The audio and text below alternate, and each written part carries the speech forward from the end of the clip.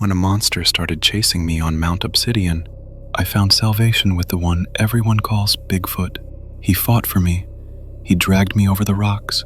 He saved my life. But when we got to the rescue post, and I saw where the ranger's gun was pointing at, the garage smelled of dust, cold rubber, and the faint, chalky perfume of past adventures. I ran a hand over the coiled length of a climbing rope, the familiar texture a comfort under my palm. At 35, my life was a carefully curated collection of risks, each piece of gear on the pegboard a testament to a calculated dance with gravity and fear. This was my sanctuary, a place of order and control that stood in stark contrast to the wild, unpredictable places I sought out.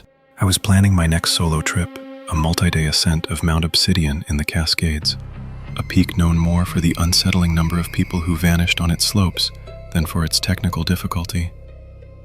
The forums whispered about it, a place of immense beauty and a deep, unnerving silence that was said to swallow sound itself. I cinched the final strap on my pack, feeling its solid, reassuring weight settle against my back. Before closing the lid, my fingers brushed against a small object wrapped in cloth. I unwrapped it. A simple wooden bird whistle, worn smooth with age, a good luck charm from my grandfather. He had carved it himself over 50 years ago. I smiled, a fleeting memory of the old man's calloused hands showing me how to cup it just right to produce a clear, two-note call that could bring chickadees flocking from the trees. It was a piece of my quiet, safe past that I always carried into the loud and dangerous present. As I zipped the pack shut, a sound drifted through the open garage door from the dense woods bordering my property. It was a bird call, but distorted, as if played through a broken speaker. It mimicked the two-note tune of my grandfather's whistle, but was deeper, guttural, and fundamentally wrong. A cold knot formed in my stomach. The evening chorus of crickets and frogs, which had been a steady, comforting thrum only moments before, fell utterly silent. There was no fade, no gradual quieting. It was as if a switch had been thrown, plunging the world outside my small circle of light into a profound and listening stillness. All that remained was the echo of that impossible sound, hanging in the humid air like a question I was terrified to answer. The air at the trailhead was thin and sharp, smelling of pine and damp earth. Mount Obsidian loomed over me, a jagged silhouette against a piercingly blue sky. It was magnificent and imposing, a wilderness that did not invite so much as it dared. The unsettling memory of the bird call from 2 nights ago felt distant here, a product of pre-trip jitters, perhaps. I tried to push it from my mind. A park ranger, a woman with tired lines etched around her eyes and a name tag that read Sullivan, gave me the standard briefing on bear safety and trail conditions from behind a worn wooden counter. She spoke in a monotone that suggested she had given this exact speech 1,000 times. She pointed to a laminated map, her finger tracing the main trail and circling the designated camping areas, none of which were my destination. When I told her my plan to push past the maintained trails into the unmapped basin on the mountain's western face, her practiced apathy evaporated. She looked up from the map, her gaze sharp and direct. She studied me for a long moment, taking in my gear, my posture, the confidence I probably wore like a coat of armor. "That's a bad place to be alone," she said, her voice dropping. "There are no trails back there for a reason." I assured her I was experienced, that I had a GPS locator and enough supplies for 10 days if needed. She nodded slowly, not convinced. As I turned to leave, she touched my arm, her grip surprisingly firm. "Just a word of advice," she said, her voice now a low whisper that did not carry past the counter. "The mountain has its moods. Sometimes it's best not to listen to what it whispers." I thanked her and headed up the trail, the strange warning fading with the sound of the parking lot, but leaving a cold residue in my gut. The first few hours of the hike were deceptively normal. The trail was well trodden, winding through towering Douglas firs and across streams that chuckled over smooth gray stones. But by midday, as I gained elevation and left the day hiker territory behind, I noticed the quiet. It was the same unnatural hush from my backyard, but amplified by the sheer scale of the wilderness around me. The usual chatter of squirrels, the drone of insects, the calls of jays, all of it had vanished. There was only the rhythmic crunch of my boots on the trail and the sound of my own breathing, loud and labored in the thin air. I chalked it up to the altitude, a common phenomenon where wildlife is scarcer. It was a logical explanation, but it did not feel right. The silence was active, a presence in itself. It felt like the entire forest was holding its breath. I made camp in a small clearing near a glacial tarn, the water a startling, almost artificial turquoise. The silence grew heavier, more oppressive, as the sun dipped below the jagged peaks, painting the sky in violent shades of orange and purple. As I lay in my tent, suspended in that strange state between waking and sleep, a new sound began. It was the distinct clatter of heavy rocks being moved, one by one, from a nearby scree slope. It was a deliberate, rhythmic sound, a grating scrape followed by a solid, weighty thud. Stack, stack, stack. The sound was methodical, implying a purpose I could not begin to fathom. Then there was a pause, a long, tense silence that stretched for a full minute. It was followed by the violent, crashing tumble of the rocks rolling back down the slope, a chaotic avalanche of noise that echoed across the basin. And then the process began again. The scraping, the lifting, the methodical stacking. For nearly an hour, this pointless, unsettling construction and destruction continued in the pitch dark. It was not an animal. No bear or cougar would engage in such a bizarre, repetitive act. This was an act of intelligence, but a warped, alien intelligence that was utterly incomprehensible. It felt like a message, a territorial display meant to unnerve and intimidate. It was working. My heart hammered against my ribs, and every survival instinct screamed at me to pack up and run. But I was paralyzed by a fear more profound than any I had ever known. Then, as abruptly as it had begun, it stopped. The silence that rushed back in was worse than the noise it replaced. It was a void, absolute and terrifying. And I knew with chilling certainty that I was not alone on that mountain. I felt the eyes on me the next morning. Sleep had been a shallow, fitful thing, and I broke camp before the sun had fully crested the eastern peaks, driven by a desperate need to put distance between myself and the memory of those crashing rocks. But the feeling of being watched was a physical weight, a persistent, prickling sensation on the back of my neck that no amount of rationalization could dismiss. In my periphery, I caught flashes of movement, something impossibly large and dark, keeping pace with me from within the dense cover of the forest.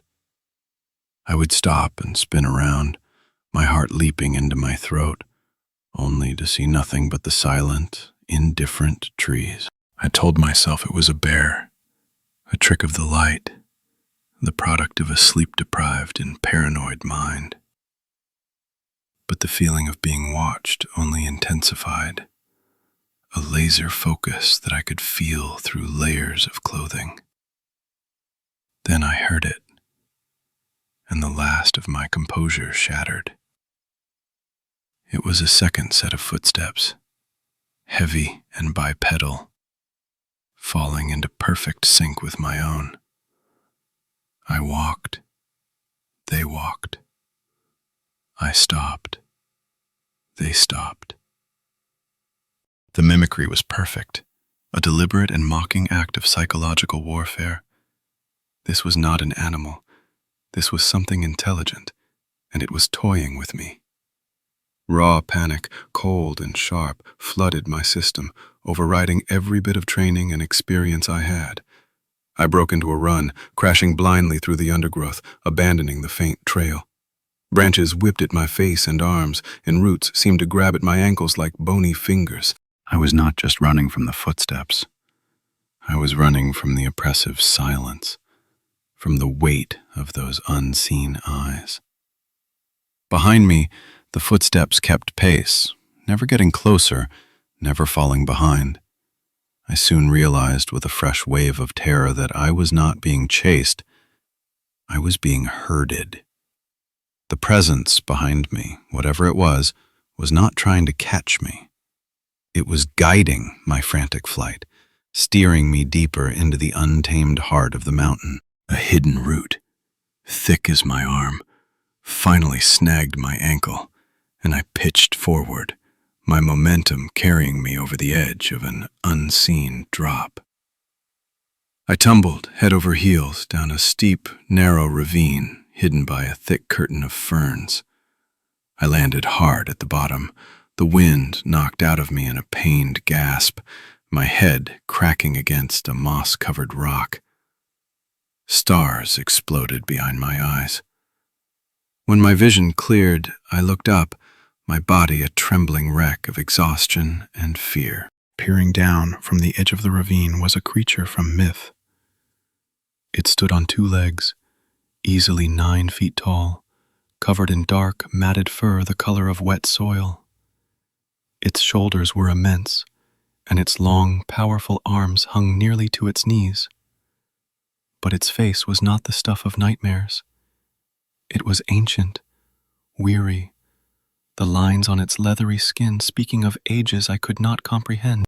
And the eyes that met mine were filled with a startling, profound intelligence, and something that looked inexplicably like sorrow. It was a Bigfoot.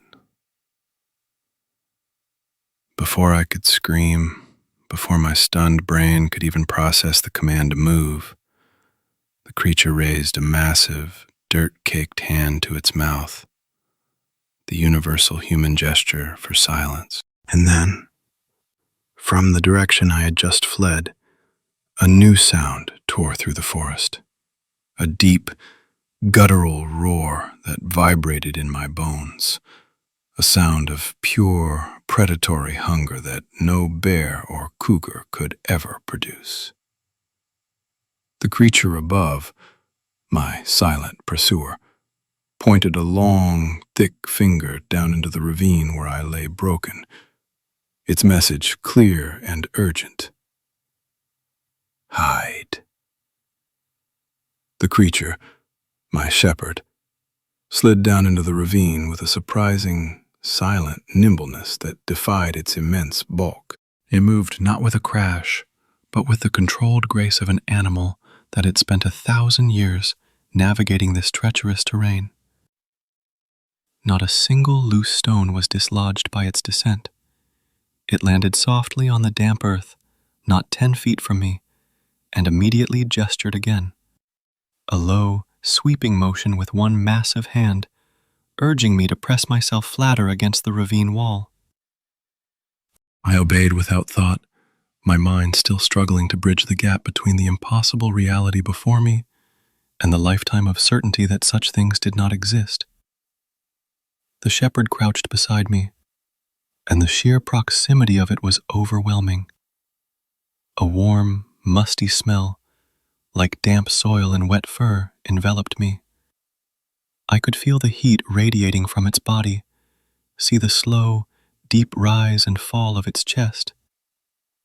We were pressed together into a deep shadow behind a cluster of boulders and tangled roots as the hunter's approach grew louder.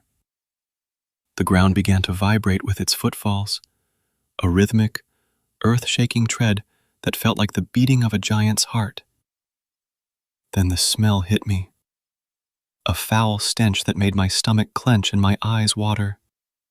It was the smell of rotting meat and wet soil, a miasma of decay that was so thick I could almost taste it. The hunter passed directly above us, on the edge of the ravine. It was taller than the shepherd, broader, and a thing of absolute terror built of nightmare and muscle.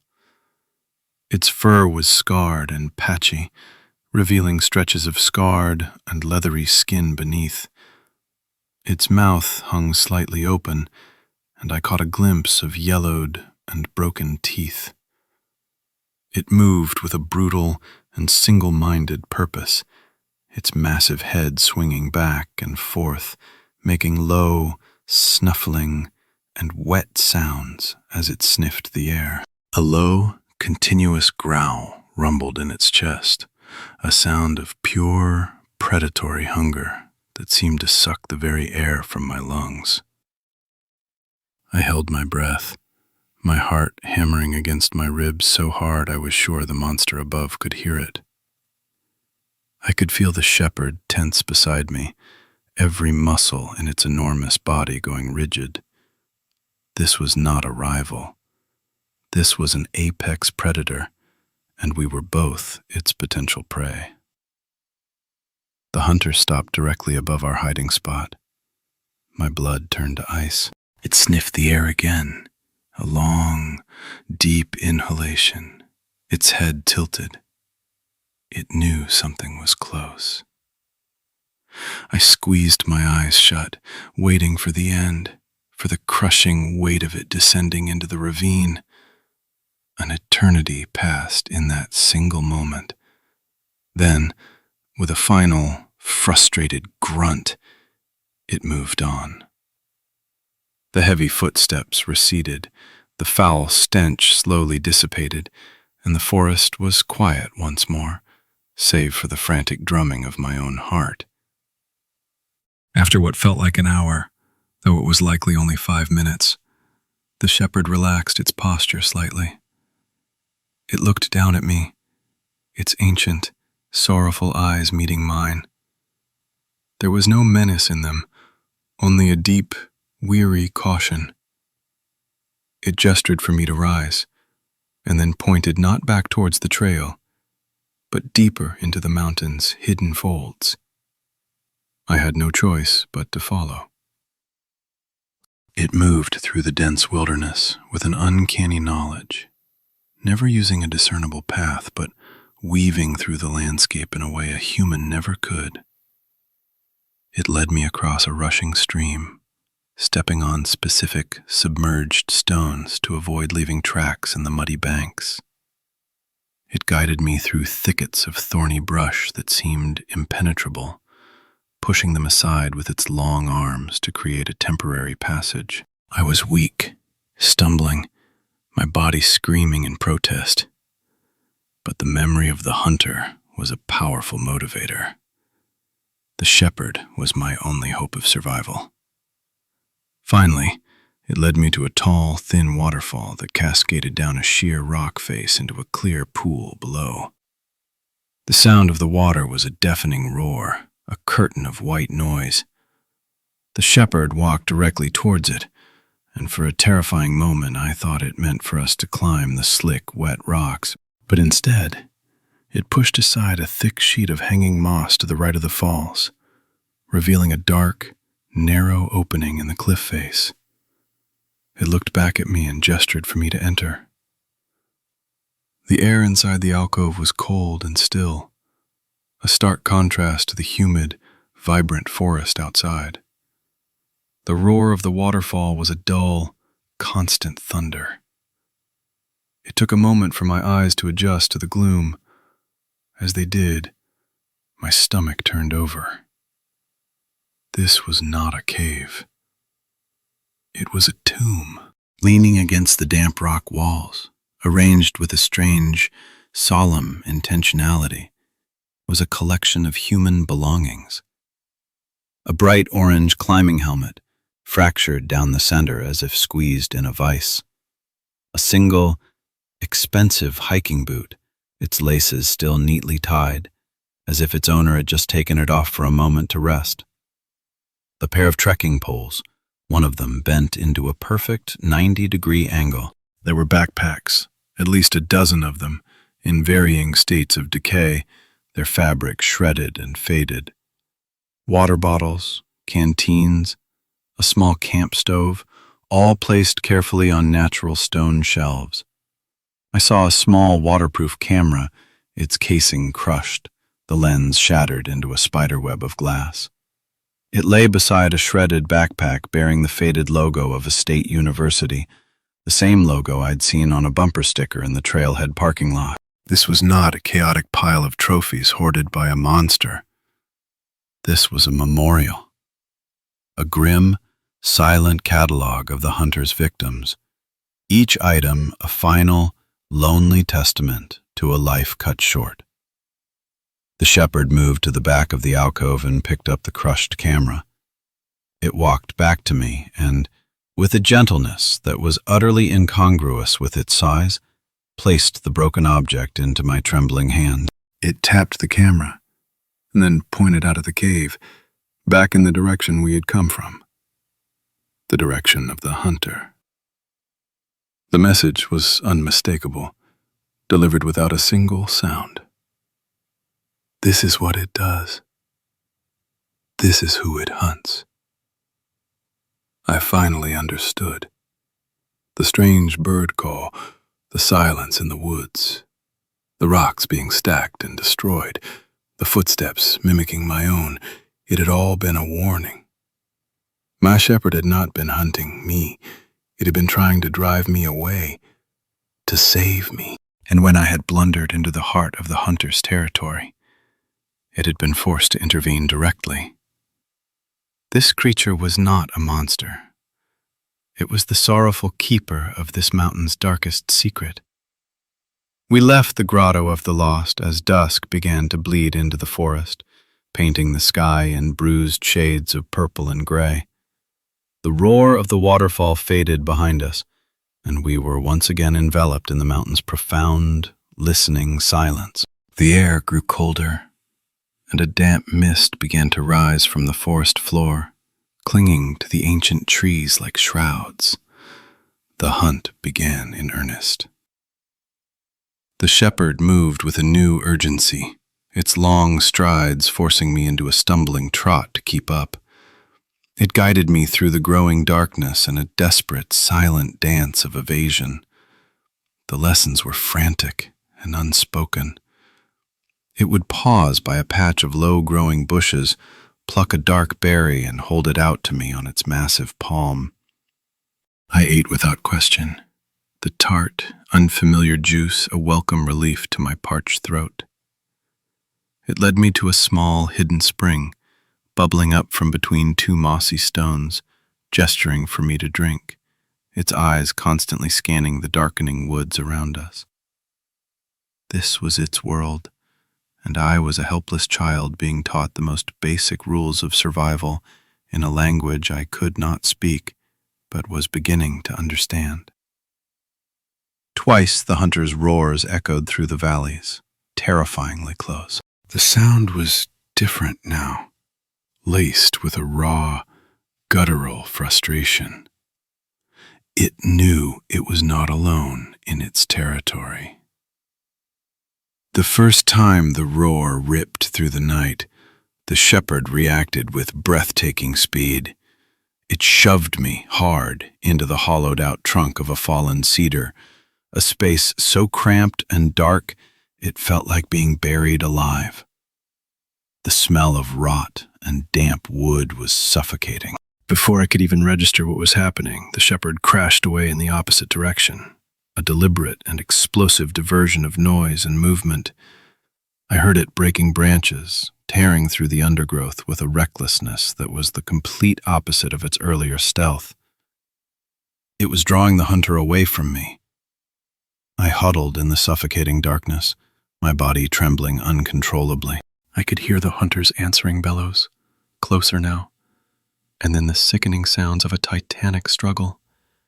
The splintering of wood, the deep, percussive thuds of immense bodies colliding, the ground itself vibrating with the force of their battle. I pressed my hands over my ears, trying to block out the sounds of a war between gods, a conflict that had likely played out in these ancient woods for centuries. I was sure the shepherd was dead. No creature, no matter how powerful, could survive that kind of brutal violence. I was alone again, trapped in a coffin of rotting wood, waiting for the victorious hunter to come and find me. The sounds of the fight moved off into the distance and eventually faded, leaving a silence that was even more terrifying than the chaos it replaced. I stayed in the hollow log for what felt like an eternity, counting my own heartbeats, convinced that each one was my last. Just as the first hint of gray light began to filter through the cracks in the wood, a shadow fell over the opening. I flinched, a choked scream dying in my throat.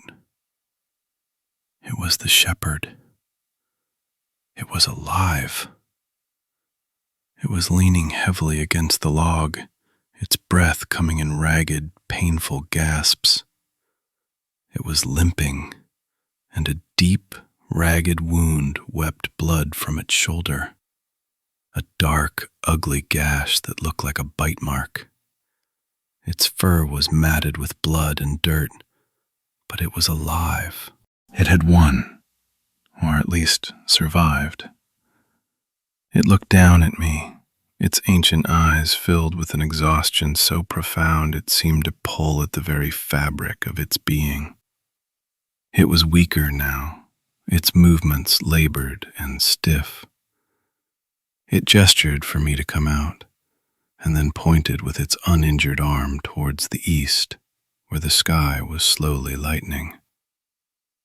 There was a sense of finality in the gesture, a weariness that went beyond the physical. It was time to go.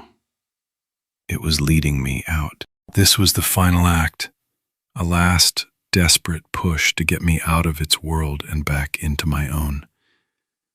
And as I crawled out of the log, stiff and cold, I knew that this creature was expending the last of its strength to save me, a stranger, an intruder.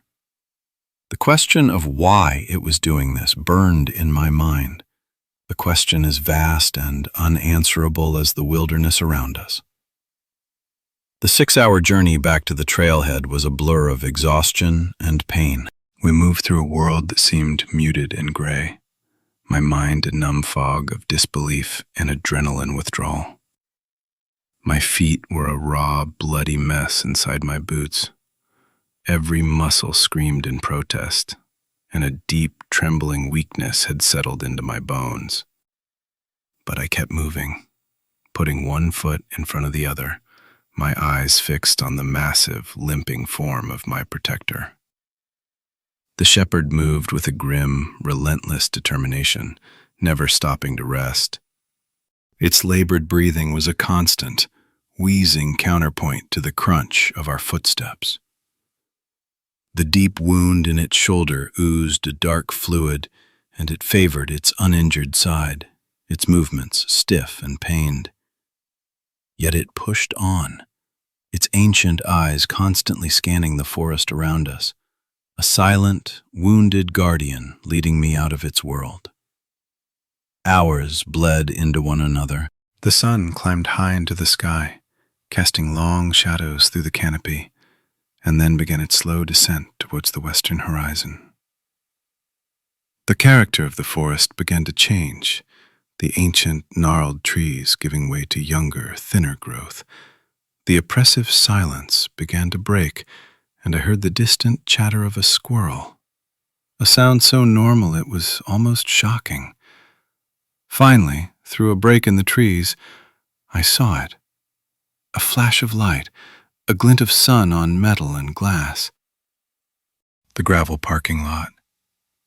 My truck, covered in a fine layer of dust and pine needles, was still there. Beside it stood the small brown ranger station, a symbol of order and sanity in a world that had lost all meaning. I was safe. A wave of relief so powerful it almost brought me to my knees washed over me. I had survived. I had walked through a nightmare and come out the other side. I stopped at the edge of the tree line, about 50 yards from the parking lot, and turned to the creature who had saved me. It stood at the boundary between the wilderness and the world of men, its massive form partially cloaked in shadow. It would come no further. How do you thank a being that has fought for you, bled for you, a creature that should not even exist? Words were useless. So I did the only thing I could think of. I placed my hand flat on my chest, over my heart, a simple, human gesture of gratitude that transcended language. I owed it my life, and I wanted it to know. The shepherd watched me, its deep-set eyes holding an expression I could not comprehend. It was not relief. It was not understanding. It was something harder, something ancient and unreadable, like carved stone. It lifted its head, and from its throat came a short, sharp call. The same distorted, guttural two-note bird call I had heard in the woods behind my home what felt like a lifetime ago. A cold dread, sharp and immediate, pierced through my relief. Before I could process the meaning of the sound, a movement near the ranger station caught my eye. The monstrous hunter emerged from the trees on the far side of the clearing, its scarred face turning towards the sound. It had been waiting. The shepherd took a step towards me. It looked down into my eyes, and then it gave me a powerful, unceremonious shove with its uninjured arm. I stumbled out of the forest, tripping and falling to my knees in the open gravel of the clearing, exposed and vulnerable. The hunter saw me. It ignored its injured rival and fixed its predatory, hate-filled gaze on the new, easier prey. As the monster began its earth-shaking charge across the parking lot, the door to the ranger station flew open. Ranger Sullivan ran out, shouldering a high-powered rifle with a large scope. My heart leaped with a wild, desperate hope. Rescue. Civilization fighting back. But as she brought the rifle to her shoulder and sighted down the barrel, I saw with a clarity that stopped my breath where she was aiming. Her barrel was not trained on the charging beast that was about to tear me limb from limb. It was aimed directly at the shepherd, who stood perfectly still at the edge of the woods, watching, its duty done. A terrible, sickening understanding crashed down on me with the force of a physical blow. This was not a rescue. It was a transaction, an offering. The ranger was not here to save me. She was here to enforce the terms of some ancient, horrific pact. The shepherd had not saved me from the hunter. It had saved itself, sacrificing the human it had found to appease the greater predator that ruled this mountain. The world narrowed to the monster thundering towards me, the ranger aiming at my betrayer, and the cold, profound, and absolute injustice of a world whose rules I had never, ever understood.